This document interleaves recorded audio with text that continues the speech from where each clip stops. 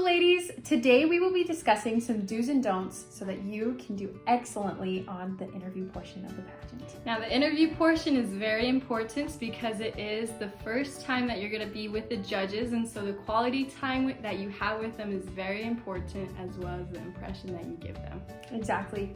We also know that although it will be over Zoom, we want to give you some tips that you can apply as well in the real world, such as with job interviews. So let's get started.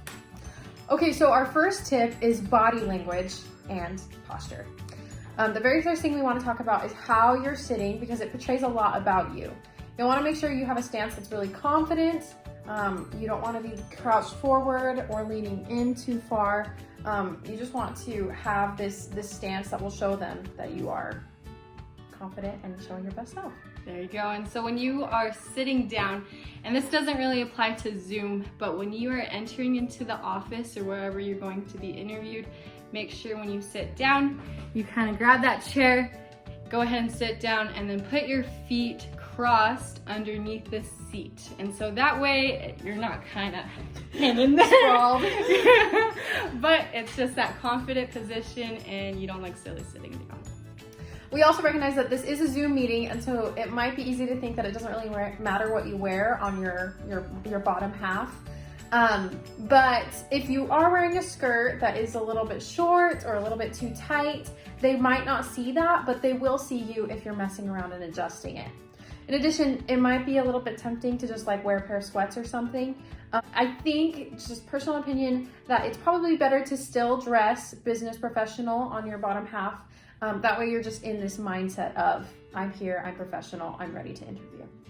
Overall, make sure you're not leaning in the Zoom conference. You want to be physically there and alert. Okay, so our second piece of advice is to take time to think about what you are going to say and to watch your filler words. And so this means the interval between when the question was asked and when you're going to answer might be a little awkward, but it is okay to wait and think about what you're going to say. Exactly. I feel like if you go ahead and answer the question right off the bat and super quickly, you're just going to produce a lot of nervous energy, which is not what we want. We want your answers to be clear, calculated, and confident.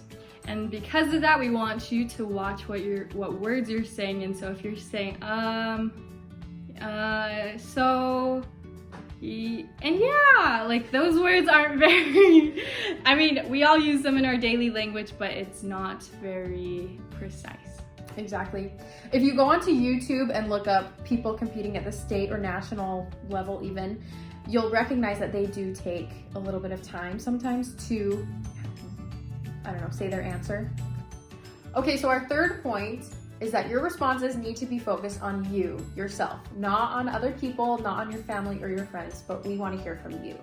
And so this was a problem that the judges saw last year, and so we thought we would bring it up to fix it this year, is that contestants would be talking about others. And so for example, a question would be asked such as, what was the hardest thing that happened to you? And contestants would answer, my parents' divorce was really hard and that it affected the whole family and it just was a whole mess. That's a great answer, but you did not talk about you. Use words such as me, myself, I, and so you would rather say, my parents got divorced and that really affected me because I, so on and so forth. Or another example, what is your favorite family tradition? Don't answer, I love seeing my brother cry on Santa's lap every year. Answer about what family traditions impact you. Exactly.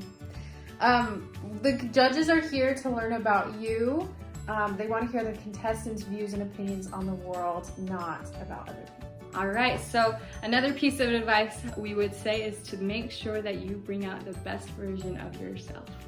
I think that there's a lot of ways to say the same thing, and so you'll just want to make sure that your responses are positive and uplifting. And so for an example, my senior year, I went to Clearfield High and I did the IB program. However, I failed the IB program and I did not get my diploma because I did not have 1 point and I was bitter about it.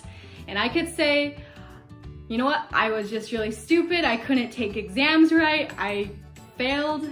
But instead of saying that, I could say it more towards a positive view and say, even though I failed, I retook the test, I learned about diligence, I learned how to work hard and to keep achieving our goals even though they do not go as follows. And that sounds a lot better than the first way to say it. So now we're gonna have a little example. We're gonna have a little practice role play of an interview, and we want you to recognize what the contestant can do to maybe improve. Feel free to take notes or anything that you'd like, because we'll be discussing it after.